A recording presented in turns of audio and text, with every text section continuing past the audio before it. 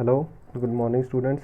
कल हम वेक्टर पढ़ रहे थे और मैंने आपको वेक्टर अलजेब्रा हमने स्टार्ट किया था और मैंने आपको वेक्टर जोड़ने का मेथड बताया था कि दो वेक्टर्स हैं तो उनका रिजल्टेंट कैसे फाइंड करते हैं।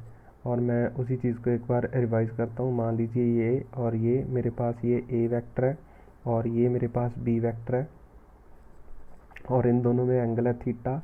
तो जो इनका रिजल्टेंट होगा वो कुछ इस डायरेक्शन में आएगा। ये इनका रिजल्टेंट होगा, आर से लिख लेते हैं आर वेक्टर।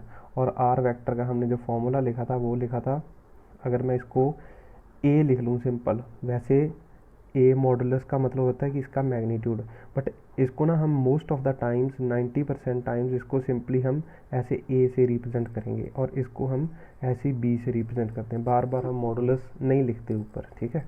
तो इसको हम लिख सकते हैं A square plus B square plus 2ab cos theta under the root. ये रिजल्टेंट का मैग्नीट्यूड आ गया। और डायरेक्शन लेने के लिए मान लीजिए if this is angle alpha, तो जो मेरे पास tan अल्फ़ा आया था वो कितना आया था, tan alpha is equal to जिसके साथ एंगल बन रहा है उससे दूसरी साइड में के साथ हम साइन थीटा कॉस थीटा लगाते हैं। तो ये आ जाएगा b sine theta divided by a plus b cos theta. तो ये चीज़ हमने सीखी थी। आज हम इस पे कुछ क्वेश्चंस करते हैं ताकि हमें चीज़ें क्लियर हो जाए, ठीक है। तो इसमें सबसे पहले मान लीजिए थीटा इज़ इक्वल टू कुछ 45 डिग्री ले लेते हैं, या सबसे सिंपल केस लेते हैं 90 degree. Suppose theta is equal to 90 degree ऐसे है। तो हमें ये 3 मीटर है, ये 4 मीटर है मान लो, ठीक है। तो आपको फाइंड करना है इसका मैग्नीट्यूड और डायरेक्शन ऑफ द इसका रिजल्टेंट और डायरेक्शन ऑफ द रिजल्टेंट, दोनों चीज़ें फाइंड करनी है। ये ऐसे वाली बात, ये चीज़, ये एंगल 90 है, आपको ये अल्फ़ा भी फाइंड करना है और ये आर भी फाइंड करना है, ठीक है। आप स्क्रीन पॉज कीजिए, स्क्रीन पॉज करने के बाद आप इसको सॉल्व करने की कोशिश कीजिए और बाद में इसका रिजल्ट देखिए। तो R vector is equal to, A को मैं ये मान लेता हूँ, ये ए है, और इसको मैं ये मान लेता हूँ ये बी वेक्टर है। तो मेरे पास आ गया 3 स्क्वायर प्लस 4 स्क्वायर प्लस इसी फॉर्मूला में पुट करके, तो 2 into 3 into 4 into cos 90 under the root. तो ये कितना आ गया, 9 प्लस 16 प्लस 2 इंटू 12 और कॉस 90 कितना आता है 0। तो ये कितना आ गया ना, ये तो पूरी टर्म 0 होगी और ये आ गया अंडर रूट 25। तो इसको सॉल्व करने पे ये आ गया मेरे पास 5, ठीक है। इसका मतलब r की वैल्यू तो आ गई 5। अब मेरे को ये अल्फ़ा निकालना है, अल्फ़ा। तो what is tan alpha, tan alpha होता है मेरे पास b sine 90 divided by a plus b cos 90। तो कॉस 90 तो 0 होता है, तो ये टर्म तो 0 होगी। तो b कॉस 91 होता है, तो b कितना आ गया, b है मेरे पास, b है 4 और 3। तो मेरे पास tan alpha is equal to 4/3 आ गया। और मैंने आपको बताया था 4/3 कब आता है, 4/3 आता है 53 डिग्री पे। tan 53 is equal to 4/3। This implies alpha is equal to 53 degree. ये भी मैंने आपको बोला था कि आप ये 3-4 चीज़ें याद रखो। साइन 37 किसके बराबर होता है, 3/5 के बराबर। साइन 53 किसके बराबर होता है, 4/5 के बराबर। और कॉस 37 किसके बराबर होता है, 4/5 के बराबर। साइन कॉस 53 किसके बराबर होता है, 3/5 के बराबर। और सिमिलरली अगर मैं tan 37 की बात करूं तो दिस डिवाइडेड बाय दिस हो जाएगा और इसको सॉल्व करने पे 3/4 आ जाएगा। सिमिलरली tan 53 डिग्री अगर मैं करूँगा तो this divided by this, sine theta by cos theta होता है tan, तो आएगा tan 53 इज़ 4/3। तो ये मेरा सोल्यूशन है। इसका मतलब ये जो एंगल है ये 53 डिग्री है, ठीक है। तो आप इसको सिंपली भी कर सकते हो। आपको पता है ये चीज़ नहीं आती, ये चीज़ तो 0 हो जाती है ना। जब भी ये 90 डिग्री पे मिले आपको ये एंगल थीटा 90 हो, तो सिंपली आप जैसे हाइपोटेन्यूज निकालते हो वैसे ही निकाल के आपके पास हमेशा रिजल्टेंट आ जाएगा। एक क्वेश्चन हम और करते हैं और फिर आपको समझ आ जाएगी। आप इसको खुद करने की कोशिश करना। ये 5, ये भी 5, ठीक है। तो एंगल है हमारे पास 90 डिग्री। इसको सॉल्व करने की कोशिश करो और रिजल्टेंट निकालो। आप स्क्रीन पॉज करके इसको सॉल्व करो और बाद में देखो, ठीक है। सोल्यूशन देख लो। अब देखो सोल्यूशन अगर आपने ट्राई कर लिया तो 5² plus 5² plus 2 into 5 into cos 90 तो ज़ीरो होता है, तो ये बार बार लिखने की ज़रूरत है ही नहीं। तो कितना आ गया ये 25 प्लस 25 कितना आ गया 50, तो आया 5√2, ये आ गया, ठीक है। इसका मतलब जो इसका रिजल्टेंट है वो कुछ ऐसे आ गया।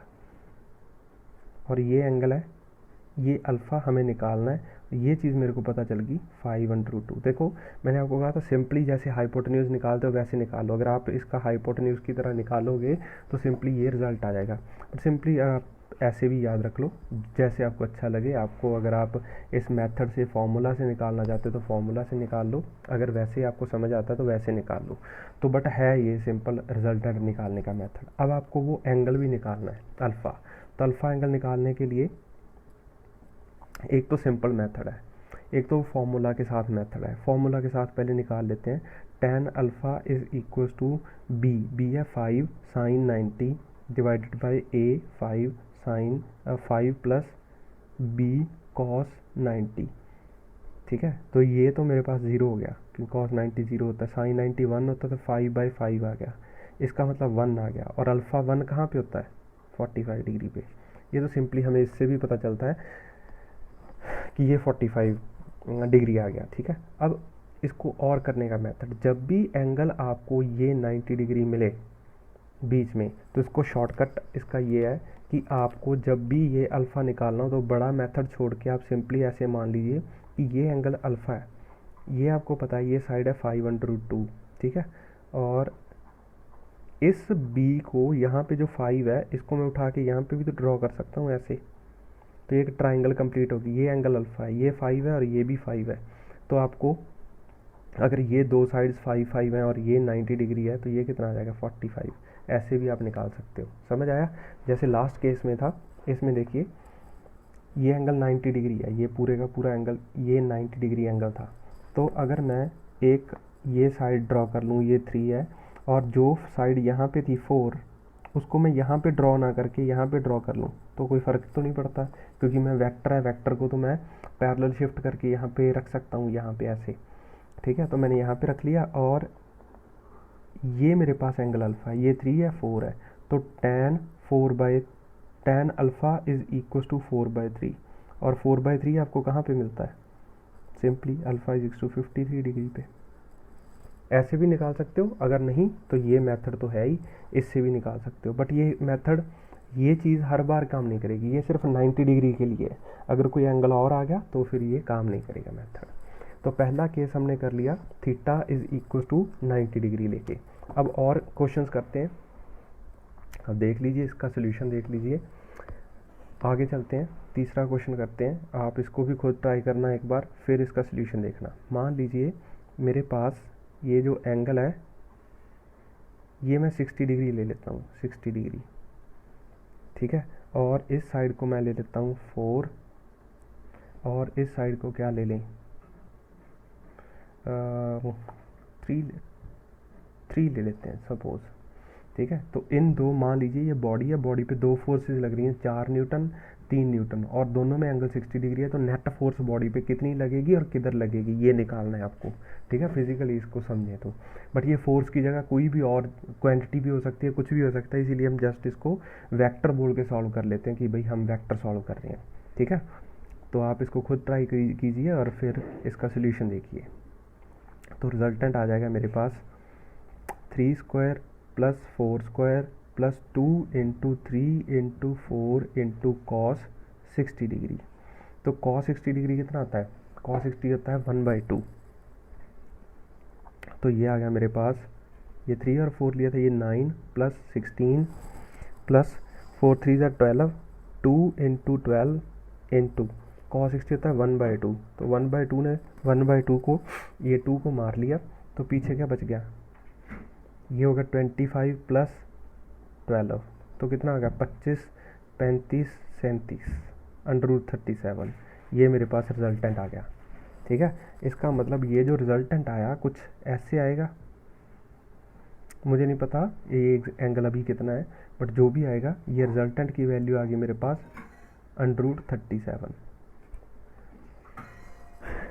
अब रिजल्ट आर निकाल, हमें वो एंगल निकालना है, तो एंगल कैसे निकलेगा, tan alpha is equal to, जिस साइड के साथ हमने अल्फ़ा नहीं ड्रॉ किया वहाँ पे साइन थीटा और कॉस थीटा लगाते हैं, तो ये 3 है, तो 3 sine 60 divided by 4 plus 3 cos 60, तो मेरे पास आएगा 3 साइन 60 होता है √3/2 डिवाइडेड बाई 4 प्लस 3/2, है ना, ये साइन कॉस 60 आ गया ना 1/2, तो 3 पहले से लगा हुआ था, तो ये मेरे पास आया 3√3/2 इंटू 2 ऊपर चला गया, इसका रेसिप्रोकल किया तो 8 और 3 11, ये आ गया मेरे पास। तो tan alpha is equal to 3√3/11, तो ये हमारे पास कोई स्टैंडर्ड वैल्यू नहीं है, इसीलिए हम इसको ऐसे छोड़ देंगे, या ये अल्फ़ा था ना, तो अल्फ़ा को लिखने का एक मेथड होता है, इसको हम ऐसे लिख लेते हैं tan इनवर्स 3√3/11, तो ये एंगल रिप्रेजेंट करने का मेथड है ये ऐसे। जैसे मान लीजिए मेरे पास है tan अल्फ़ा, सपोज मैं किसी ऐसी जनरल केस की बात कर रहा हूँ, suppose tan theta is equal to मैं लिख लेता हूँ सपोज 1, तो थीटा की वैल्यू है ना जो, वो हम लिख लेंगे tan इनवर्स 1, और tan इनवर्स 1 की वैल्यू मतलब tan कितने एंगल tan पे ये 1 वैल्यू आती है, इसका ये मतलब जब मैं tan इनवर्स लिख रहा हूँ तो किस एंगल पे ये 1 मिलेगा, हमें पता है 45, तो theta is equal to 45 degree, but ये कोई स्टैंडर्ड वैल्यू नहीं है जो हमारा आंसर आया, इसीलिए हम इसको ऐसे ही छोड़ देंगे। ठीक है, चलो ठीक है, ये हमें समझ आ गया। अब और एक क्वेश्चन सॉल्व करते हैं। ठीक है, जैसे मान लीजिए क्वेश्चन है मेरे पास, theta is equal to 90 degree हो गया, अगर मैं 0 डिग्री की बात करूं, theta is equal to 0 degree, मतलब कहने का कि ये एक वेक्टर है ऐसे, ये 5 न्यूटन फोर्स है, और यहाँ पे एक और वेक्टर है जो इसी डायरेक्शन में है, वो 3 न्यूटन है। ठीक है, तो आप ये अपने कॉमन सेंस से भी बता सकते हो कि इसका आंसर कितना आएगा, 3 और 5 अगर सेम डायरेक्शन में लगे तो 8, बट हम अपने फॉर्मूला से भी चेक करेंगे कि कितना आएगा। ठीक है, तो उसे चेक करते हैं, R vector is equal to 3 square plus 5 square plus 2 into 3 into 5 into cos 0 degree under the root, और कॉस 0 कितना आता है 1, कॉस 0 कितना आता है 1, ये स्टैंडर्ड वैल्यूज़ आपको याद रखनी पड़ेंगी। 9 3 स्क्वायर 9 5 स्क्वायर 25 प्लस 5 3 ज़र 15 इंटू 2 30 अंडर द रूट, तो ये कितना हो गया 55 और 9 64, और 64 अंडर रूट कितना आता है 8, जो पढ़ा जो समझा बिल्कुल सही। ठीक है, तो ये आ गया। ठीक है, अब अगर रिजल्टेंट देखोगे, ये तो मेरे पास मैग्नीट्यूड आ गया, ठीक है 8 न्यूटन, तो यहाँ से भी सिंपली ये 8 न्यूटन हम लिख सकते हैं। इसका मतलब दो वेक्टर्स अगर सेम डायरेक्शन में हो तो उनको आप सिंपली जोड़ सकते हो, जैसे आप दो नंबर्स को जोड़ते हो। ठीक है, अगर ये 4 और 3 होता, 5 और 3 की जगह 4 और 3 होता, तो आंसर कितना आता 5 4 और 3 7। ठीक है, अब देखो मैंने आपको कहा था 4 प्लस 3 वेक्टर की दुनिया में 7 भी हो सकता है और कुछ और भी हो सकता है, कुछ और भी हो सकता है जो उसको भी मैं बताता हूँ आपको। ठीक है, यहाँ पे देखो 4 और 3 को मैंने जोड़ा था तो आंसर क्या आया था 5, ये देखो 5। अब यहाँ पे मैंने 4 और 3 वेक्टर को जोड़ा तो आंसर क्या आ गया 7, और यहाँ पे तो 5 है, बट अगर ये 4 होता तो 4 प्लस 3 कितना आ जाता 7। और क्वेश्चन देखिए, मैं 4 और 3 के साथ ही करता हूँ। If theta is equal to 180 degrees, 180 degrees का मतलब है कि ये 4 न्यूटन फोर्स इधर लग जाती और 3 न्यूटन फोर्स इधर लग जाती, बिल्कुल ऑपोजिट डायरेक्शन में। तो सिंपली आप अगर ये वेक्टर्स एक ही डायरेक्शन में है, मतलब 180 डिग्री पे है, बिल्कुल एक दूसरे के वर्टिकली ऑपोजिट, तो 4 - 3 कितना होता है, रिजल्टेंट कितना आ जाएगा 1 न्यूटन। ठीक है, तो 4 और 3 को मैंने इसमें जोड़ा तो 1 भी आंसर आ गया।